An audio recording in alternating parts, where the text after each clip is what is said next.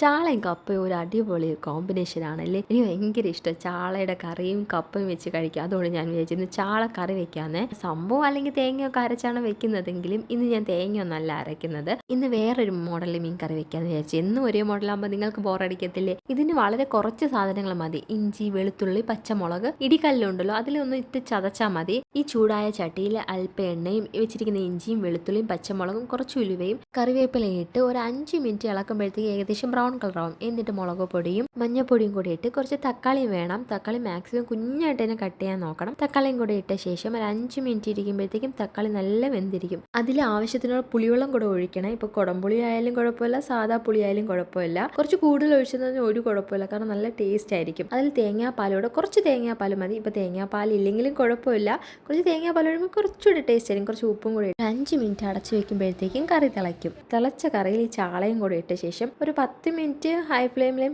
Law ഫ്ലെയിമിലായിട്ട് ഇരിക്കുമ്പോഴത്തേക്കും ചാളക്കറി റെഡിയാവും. അവസാനം കുറച്ച് കറിവേപ്പിലയും കൂടെ ഇടുമ്പോഴത്തേക്കും നല്ല മണമായിരിക്കും, നല്ല ടേസ്റ്റും ആയിരിക്കും. സംഭവം എന്തായാലും അടിപൊളിയാണ് കേട്ടോ, ഒരു രക്ഷയില്ല.